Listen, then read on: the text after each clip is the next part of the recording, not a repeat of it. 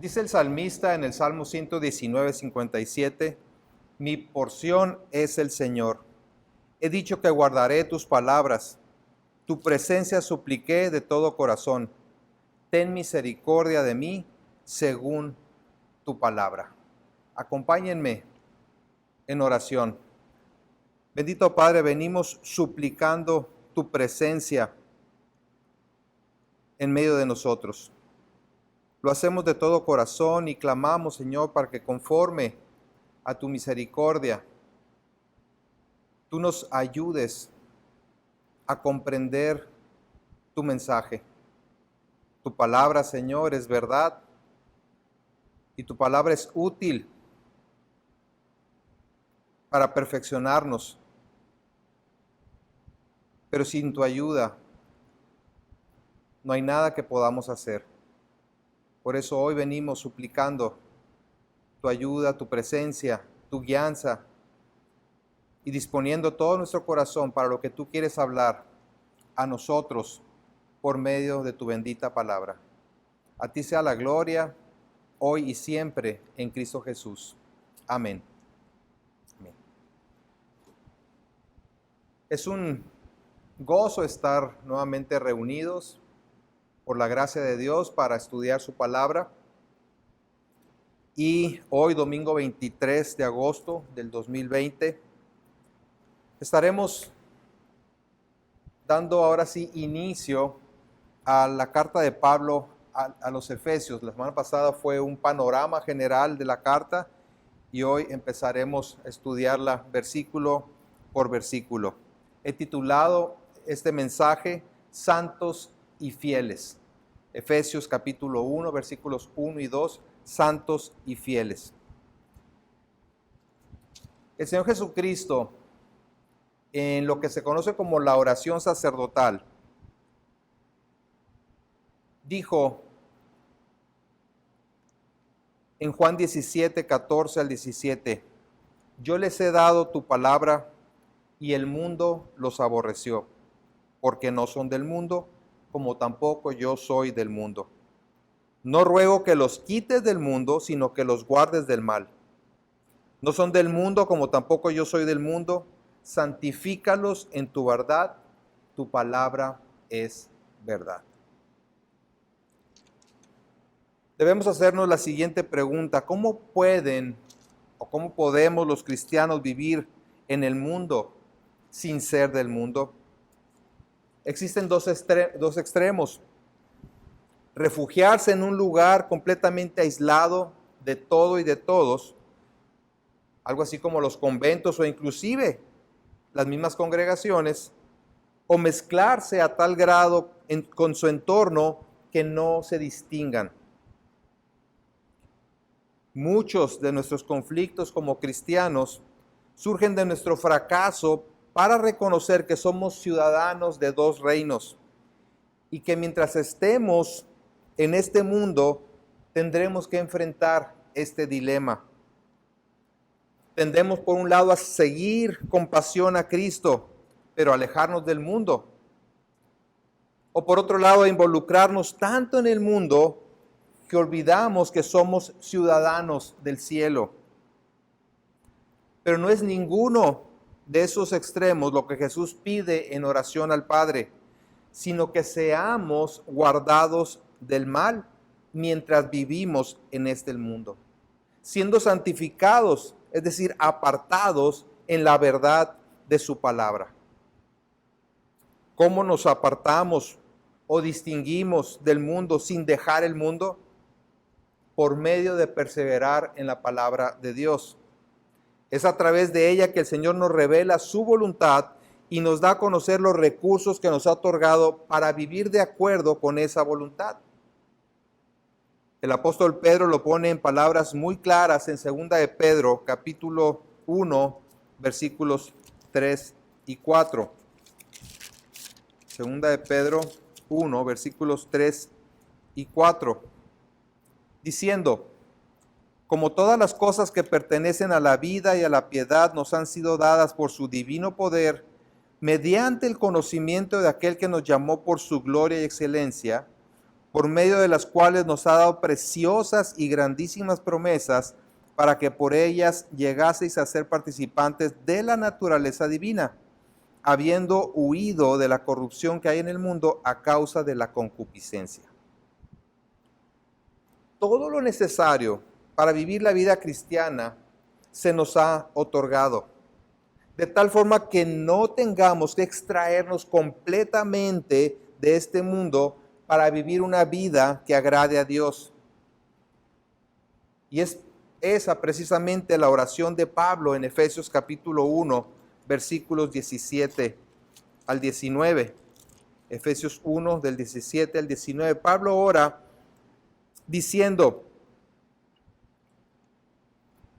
para que el Dios de nuestro Señor Jesucristo, el Padre de gloria, os dé espíritu de sabiduría y de revelación en el conocimiento de Él, alumbrando los ojos de vuestro entendimiento para que sepáis cuál es la esperanza a que Él os ha llamado y cuáles las riquezas de la gloria de su herencia en los santos y cuál la supereminente grandeza de su poder para con nosotros los que creemos según la operación del poder de su fuerza. Como cristianos vivimos en este mundo sin ser de este mundo. Y debemos tener presente que lo que Jesús pide no es que seamos quitados, arrancados del mundo, sino que seamos diferentes dentro del mundo, separados para los propósitos divinos. Y precisamente en su introducción a la carta a los Efesios, Pablo menciona que sus destinatarios son un grupo de personas que se distinguen por ser santos y fieles, que están al mismo tiempo en Cristo y en Éfeso. Yo te pido que pienses por un momento, ¿te definirías a ti mismo como un cristiano santo y fiel? Honestamente, ¿te definirías a ti mismo como un cristiano santo y fiel? Difícilmente, ¿verdad? Sin embargo, eso es lo que somos los cristianos. Pablo dirige su carta a la iglesia y les llama santos y fieles en Cristo. Fíjense cómo dice el versículo 1 de Efesios capítulo 1. Pablo, apóstol de Jesucristo, por la voluntad de Dios, a los santos y fieles en Cristo Jesús que están en Éfeso. Gracia y paz a vosotros, de Dios nuestro Padre y del Señor Jesucristo. La identidad de sus destinatarios está definida por su posición en Cristo. Esa es la realidad de todo cristiano y nada lo puede cambiar. Pero es importante que cada uno de nosotros comprendamos lo que somos y tenemos en Cristo para parecernos a eso que somos. A través de esta carta, Pablo presentará los enormes privilegios y riquezas que los cristianos tenemos en Cristo, así como la manera de vivir de acuerdo con eso que ya somos y con esos recursos que tenemos. Es mi deseo y es mi oración que a través de la exposición a la palabra de Dios podamos comprender lo que somos por la gracia de Dios en Jesucristo, de tal manera que adoremos a Dios con todo el corazón, con toda la mente, con todas nuestras fuerzas, que lo adoremos en espíritu y en verdad. Pablo inicia su carta como tradicionalmente lo hacía, definiendo de parte de quién y hacia quién iba dirigida. Empecemos cómo se identifica Pablo en esta carta. Versículo 1, Pablo, apóstol de Jesucristo, por la voluntad de Dios. Se identifica como enviado de Cristo conforme a la voluntad de Dios. Y aquí vemos dos aspectos muy importantes: su comisión y su autoridad. Su comisión y su autoridad. En cuanto a su comisión, dice apóstol de Jesucristo. Y esto nos da la idea de pertenencia. Nos da la idea de que él se identifica plenamente como perteneciente al Señor Jesucristo. Reconoce que su vida no le pertenece para hacer lo que él quiera. Al ser de Cristo, siempre debe vivir como su Señor quiere. Pero también se establece la comisión. Al decir apóstol, la palabra apóstol significa enviado. Y describe a personas que son enviadas en misiones especiales, como un embajador que es asignado a otro país en representación de su gobierno. En este caso se trata de uno de los apóstoles de Jesucristo, o que Jesucristo más bien escogió de manera única y exclusiva para fundar su iglesia, y como los receptores, maestros y escritores de su revelación final, el Nuevo Testamento. Sus deberes, los deberes de los apóstoles, eran predicar el Evangelio, enseñar, orar, testificar con milagros, establecer líderes en las iglesias y escribir el Nuevo Testamento. Aunque después de los apóstoles originales ya no hubo más apóstoles, puesto que se acabó la revelación. Todos los cristianos, de cierta manera, somos enviados a cumplir la misión de servir a Cristo en este mundo. Nos corresponde predicar el Evangelio y hacer discípulos, así también como servir a la iglesia. Entonces Pablo establece su comisión, pero también define su autoridad. Dice, por la voluntad de Dios. Reconoce que su comisión es precisamente por la voluntad de Dios. En esto funda Pablo su autoridad apostólica. No marcha sin ser enviado. Y como tal, como enviado de Cristo, no iba en su propia autoridad, sino por la autoridad doble y plenamente unificada del Hijo y del Padre. En 1 Corintios 15, habla de haber sido el último de los apóstoles, quien fue llamado por la gracia de Dios a pesar de perseguir a la iglesia. Vamos a 1 Corintios 15, versículos 7 al 10.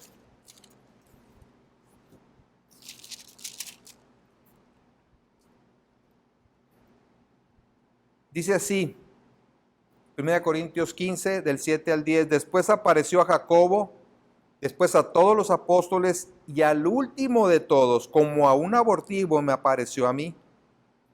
Porque yo soy el más pequeño de los apóstoles, que no soy digno de ser llamado apóstol, porque perseguí a la iglesia de Dios. Fíjense el versículo 10, pero por la gracia de Dios soy lo que soy, y su gracia no ha sido en vano para conmigo. Antes he trabajado más que todos ellos, pero no yo, sino la gracia de Dios conmigo. Reconoce que a Dios le ha placido escogerlo para esta tarea. Y se reconoce como indigno en sí mismo de llevar a cabo dicha comisión por haber sido perseguidor de la iglesia de Jesucristo. Pero es la manera en la que la gracia de Dios se manifestó sobre él. Y gracia es recibir algo que no merecemos. Así también los cristianos debemos estar dispuestos para realizar cualquier tarea que Dios nos pida, sabiendo que no es porque lo merezcamos, sino tan solo porque es su voluntad. Entonces Pablo se identifica como apóstol de Jesucristo, como enviado de Jesucristo por la voluntad de Dios. ¿Y a quién le escribe? La segunda parte del versículo 1 dice a los santos y fieles en Cristo Jesús que están en Éfeso. Fíjense cómo los define, como santos y fieles en Cristo que están en Éfeso. La palabra santos significa separado o consagrado para propósitos especiales.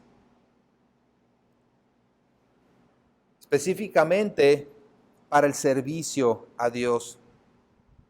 Y está relacionado con la palabra santificado, que significa apartado.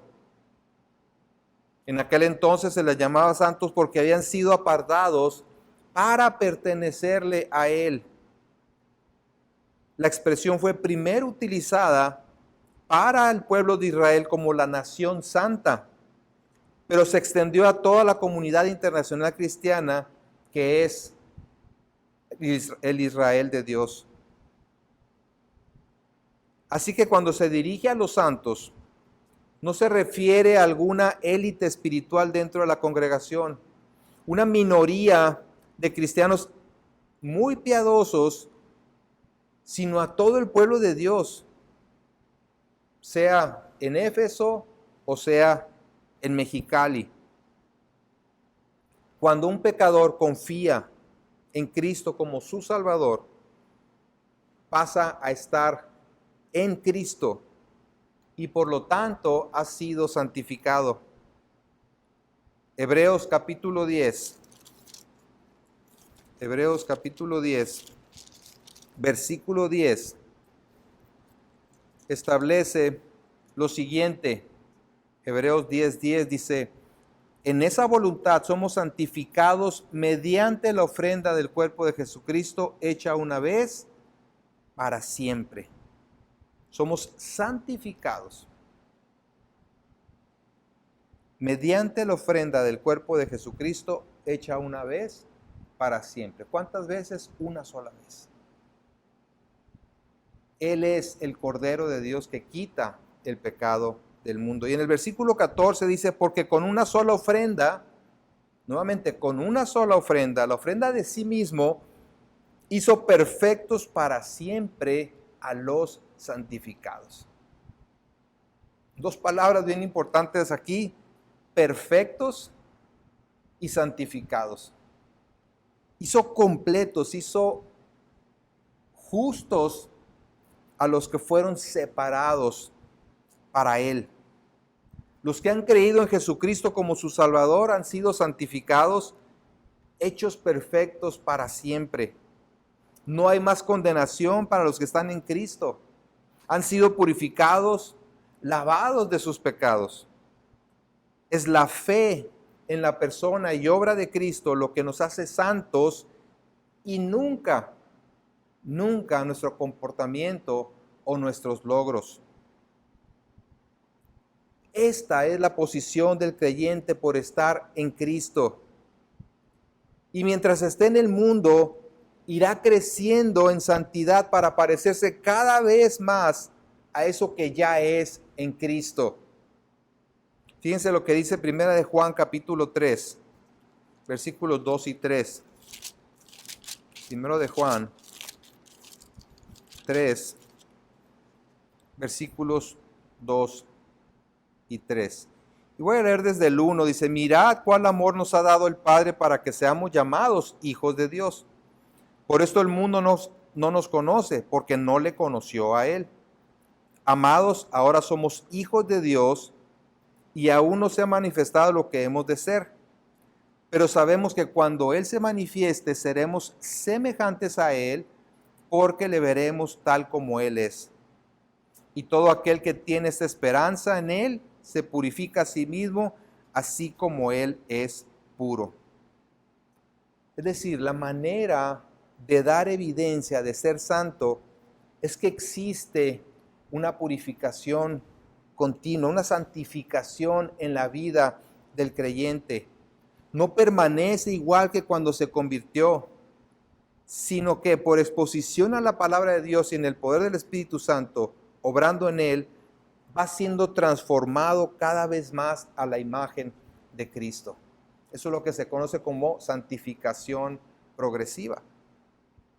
El cristiano ya es santo, pero se sigue santificando, se sigue asemejando a eso que ya es. Si somos cristianos, Dios nos ha escogido de entre todos los pecadores, no por ningún mérito en nosotros, sino por el puro afecto de su voluntad, como dice ahí en Efesios. ¿Para qué? Para ser santos y sin mancha delante de Él. Pero además de santos, dice Pablo, que también son fieles, santos y fieles en Cristo. La palabra fiel quiere decir confiable o creyente. Y aquí evidentemente no está describiendo a aquellos que por ser fieles o confiables son santos. Pues para empezar, nadie es completamente fiel y es claro que nadie se puede ganar el favor de Dios por sus obras. Más bien lleva el sentido de ser creyentes en Cristo Jesús. Es decir, no fueron salvos por haber vivido vidas fieles, sino por haber puesto su fe en Jesucristo. Y hay una gran diferencia. Una cosa es ser fiel y por eso estar en Cristo, y otra muy distinta es ser fiel por estar en Cristo. No podemos llegar a estar en Cristo por ser fieles. La Biblia dice que todos hemos pecado, que no hay justo ni uno solo. Así es que jamás llegaremos a estar en Cristo por nuestra fidelidad a Dios. Pero por estar en Cristo, somos considerados fieles o creyentes. Sin embargo, así como se espera que un cristiano que posicionalmente es un santo se conduzca en santidad, aspire a ser más santo, también uno que es fiel posicionalmente da evidencia de esa fidelidad hacia el Señor. Sus afectos están dirigidos al Señor.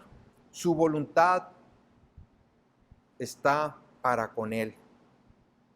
El punto central es que los destinatarios de esta carta son santos porque pertenecen a Dios y son fieles porque han confiado en Cristo como su Señor y Salvador. Ahora, Pablo ubica a sus destinatarios como estando en Cristo que habitan en Éfeso.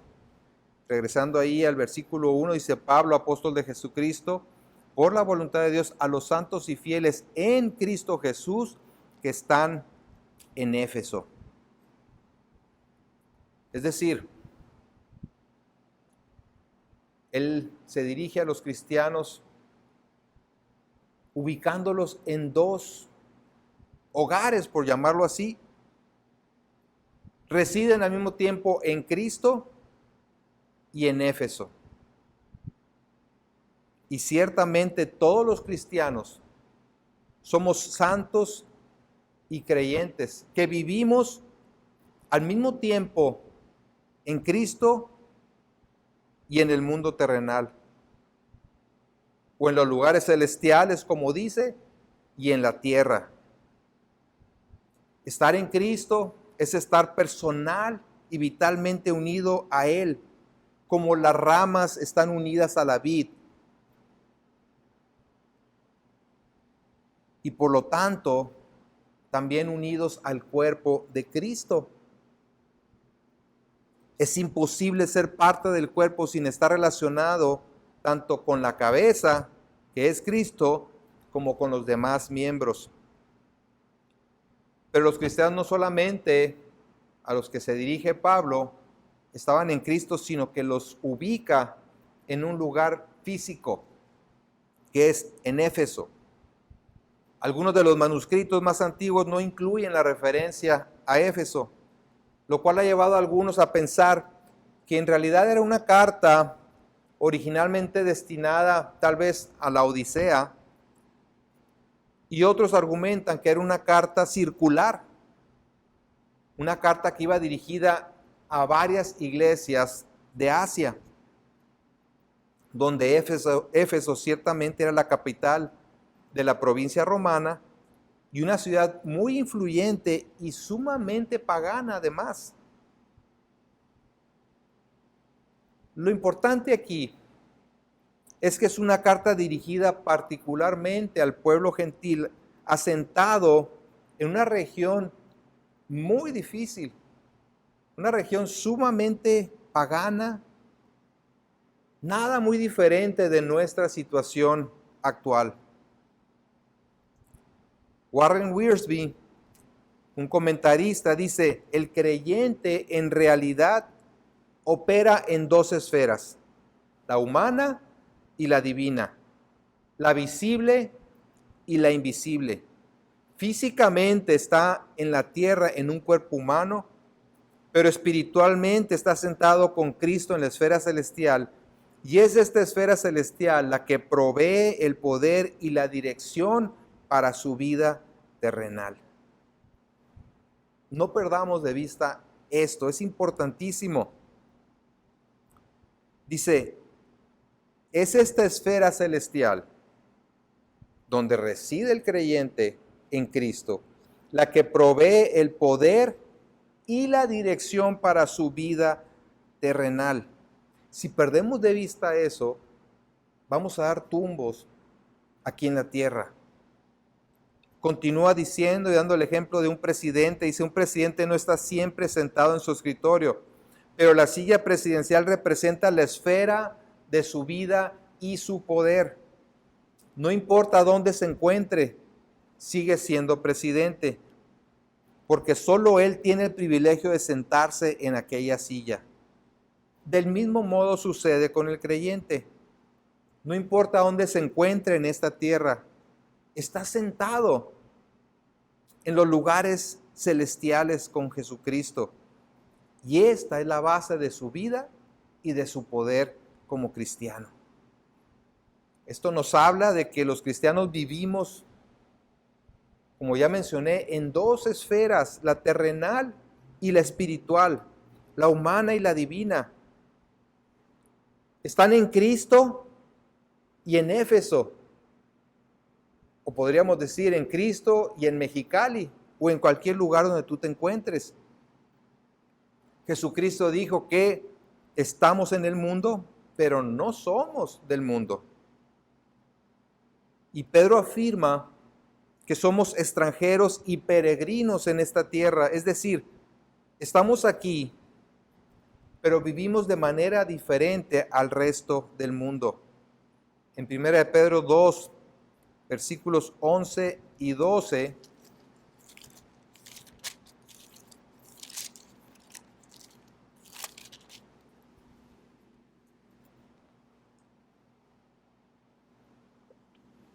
Primera de Pedro 2, versículos 11 y 12, dice, amados, yo ruego como extranjeros y peregrinos que os abstengáis de los deseos carnales que batallan contra el alma, manteniendo buena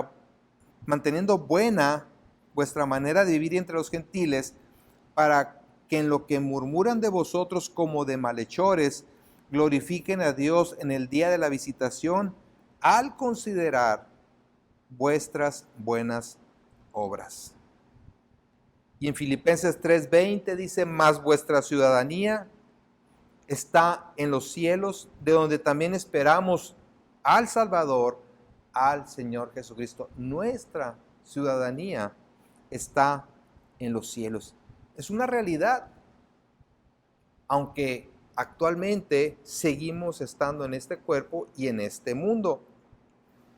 ¿Y cómo vive un santo y un fiel en una ciudad como Éfeso? Una ciudad como la Ciudad de México, o Los Ángeles, Londres, Mexicali, Caléxico. Vive de manera distinta al resto de las personas con las que cohabita, absteniéndose, dice Pedro, de los deseos carnales y manteniendo buena su manera de vivir. Así es como glorifica a Dios. Bien, pues después de establecer su autoridad y definir a sus destinatarios, Pablo expresa su tradicional bendición. Versículo 2 dice: gracia y paz a vosotros, de Dios nuestro Padre y del Señor Jesucristo.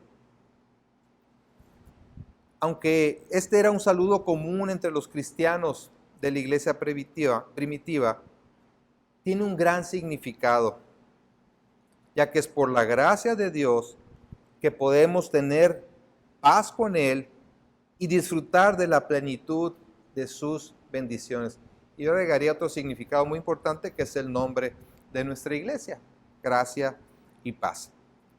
Pero bueno, lo importante aquí es que es por la gracia de Dios que tenemos paz para con Dios y podemos disfrutar la plenitud de sus bendiciones. Romanos 5:1 dice: justificados pues por la fe, tenemos paz para con Dios por medio de nuestro Señor Jesucristo. La realidad de todo ser humano es que se encuentra enemistado con Dios por causa de su pecado. En la misma carta de Pablo a los Efesios, y refiriéndose a los gentiles, dice en el capítulo 2, versículo 12: en aquel tiempo estabais sin Cristo, alejados de la ciudadanía de Israel y ajenos a los pactos de la promesa, sin esperanza y sin Dios en el mundo. De estar alejados, sin esperanza y sin Dios, por su pura gracia nos hizo aceptos en el amado, nos aceptó en Cristo. Así que gracia y paz son dos conceptos sobre los cuales descansa realmente nuestro cristianismo. El concepto de gracia siempre se refiere a un regalo, algo que sería imposible obtener por nosotros mismos. Claro, estamos acostumbrados a dar o recibir regalos, pero generalmente estos regalos están asociados a algún evento, sea un cumpleaños, un aniversario, una graduación, a ciertos logros. Le llamamos regalos porque ciertamente no los merecemos, o tal vez no los merece, no es obligación, ¿verdad?, el otorgarlos. Sin embargo, existe por lo general una razón para esos regalos. Hay cierto merecimiento del receptor, haber logrado algo, haber cumplido un año, haberse casado o lo que sea. Pero la gracia de Dios es algo completamente inmerecido, ya que aún dice la Escritura que aún estando nosotros muertos en pecados, por su gran amor con que nos amó, nos dio vida juntamente con Cristo. Por gracia sois salvos. Como pueden ver, la gracia de Dios es algo completamente inmerecido y gratuito. Es por gracia que somos salvos. No hicimos absolutamente nada para merecerlo. Y es por esa misma gracia que somos investidos de dones para el servicio y la vida cristiana. El otro elemento es la paz, que en esencia paz significa ausencia de conflicto. Es lo contrario a enemistad o guerra. En la misma carta dice que Cristo es nuestra paz. Ahí en Efesios 2, versículos 14 al 19, dice: porque Él es nuestra paz, que de ambos pueblos hizo uno, derribando la pared intermedia de separación, aboliendo en su carne las enemistades, la ley de los mandamientos expresados en ordenanzas, para crear en sí mismo de los dos un solo y nuevo hombre, haciendo la paz.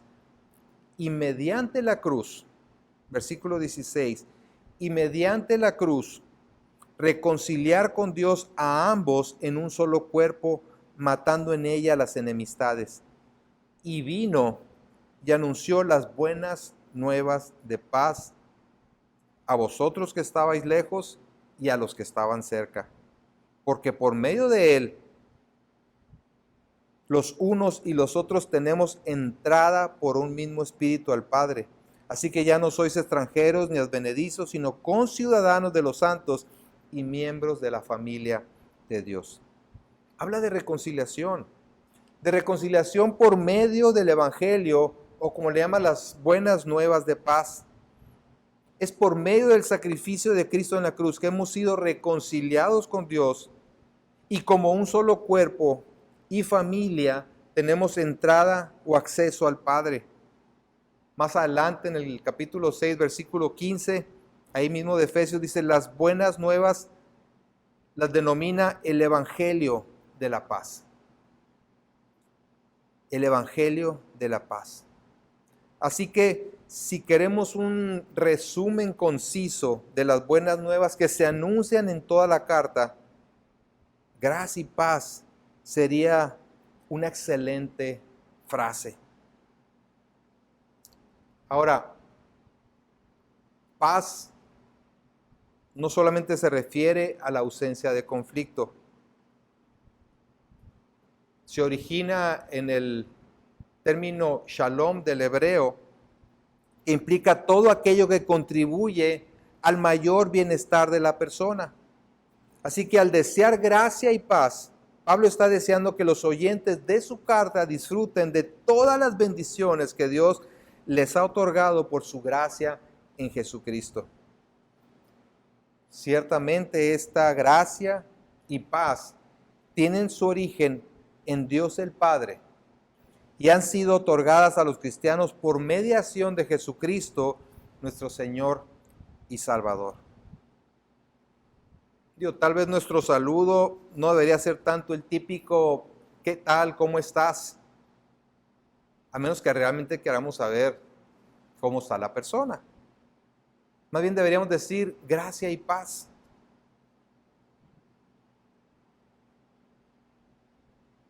Es la comprensión de esa maravillosa gracia mediante la cual los cristianos hemos sido reconciliados con Dios, lo que lleva a Pablo a desbordarse en alabanzas a Dios en los siguientes versículos y que veremos la próxima semana.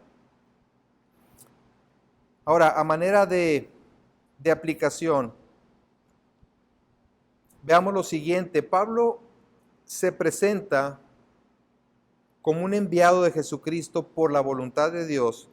Y como mencioné, esto implica que lo que escribe no es de su propia cosecha y tampoco va dirigido al vacío. Por lo tanto, lo que presenta es el mensaje de Dios.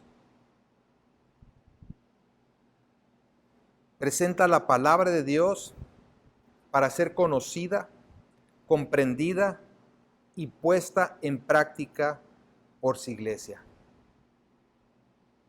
Así que la pregunta es, ¿cuál va a ser tu actitud hacia ella?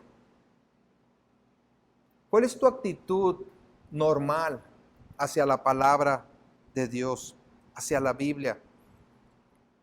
¿La recibes como la palabra emanada de Dios misma, con plena autoridad?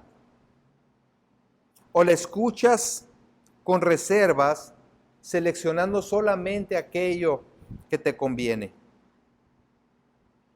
Pablo alaba a los hermanos en Tesalónica por su disposición hacia la palabra de Dios. Dice en primera de Tesalonicenses 2:13, por lo cual también nosotros, sin cesar, damos gracias a Dios de que cuando recibisteis la palabra de Dios, que oísteis de nosotros, la recibisteis no como palabra de hombres, sino según es en verdad la palabra de Dios, la cual actúa en vosotros los creyentes. Qué hermosa actitud de los tesalonicenses. Recibieron la palabra, dice, no como palabra de hombres, sino según es en verdad la palabra de Dios. Y esa palabra tiene poder para transformar. Actúa, dice, en vosotros los creyentes.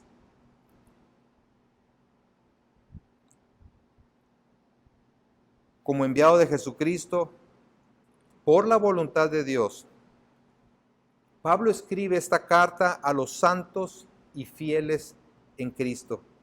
Y si tú eres cristiano, va dirigida a ti, al igual que el resto de la Biblia. ¿Cómo vas a responder a ella?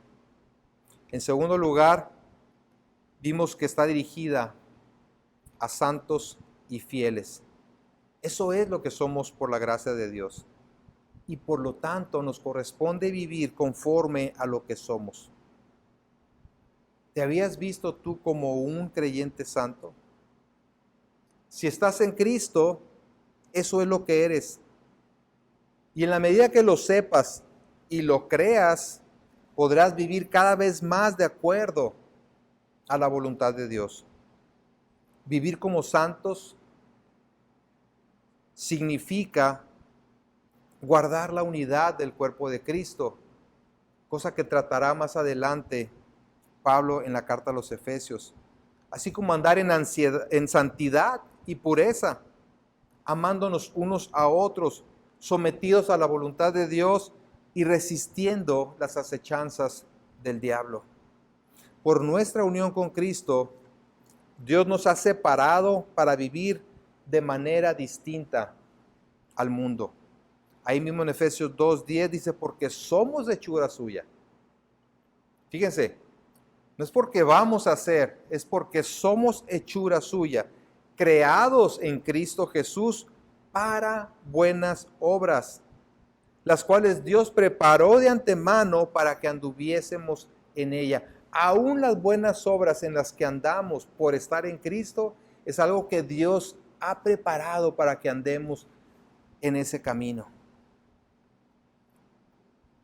En tercer lugar, aprendemos que vivimos en este mundo, pero no somos de este mundo. Si estamos conscientes de nuestra verdadera ciudadanía, no la de este mundo, sino la celestial, entonces nuestros afectos no estarán enraizados en las cosas de este mundo. Es fácil aterrizarnos a esta vida.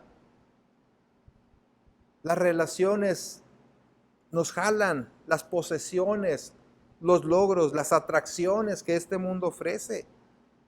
Pero como dice Pablo a los Colosenses en el capítulo 3, si pues habéis resucitado con Cristo, busquen, dice, las cosas de arriba, donde está Cristo sentado a la diestra de Dios.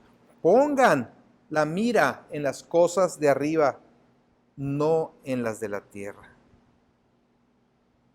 Y observen el condicional. Si pues habéis resucitado con Cristo. Es decir, si estás en Cristo,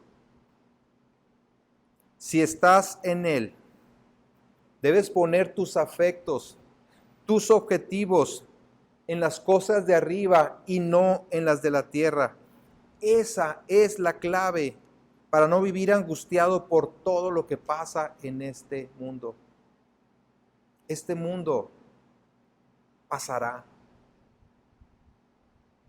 pero nosotros prevaleceremos si estamos en Cristo, justificados por Él, por haber creído en Él como el único y suficiente Salvador, por haber ido a Él en arrepentimiento de nuestros pecados y recibido el perdón de ellos por su sangre derramada en la cruz. Y por creer que Jesucristo resucitó entre los muertos y vive hoy para que nosotros podamos vivir eternamente. Como santos y fieles en Cristo, hemos recibido una enorme riqueza espiritual, realidad que llevó al apóstol Pablo a desbordarse en alabanzas a Dios y a orar para que también nosotros las comprendamos y vivamos por ellas. Como cristianos somos santos, somos fieles creyentes por la gracia de Dios. Que vivimos en este mundo, pero tenemos al Espíritu Santo en nosotros que nos capacita para vivir conforme a la voluntad de Dios. Jesús dijo en su oración al Padre: no te ruego que los quites del mundo, sino que los libres del mal. Santifícalos en tu verdad. Tu palabra es verdad. Oremos. Padre, gracias. Gracias por recordarnos lo que somos por tu gracia.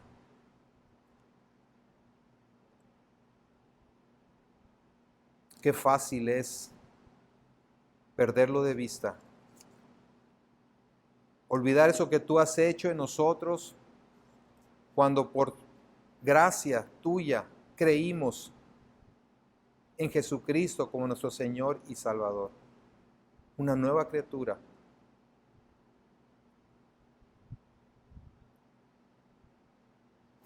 Santos, sin mancha delante de ti, limpiados por la sangre de Jesús.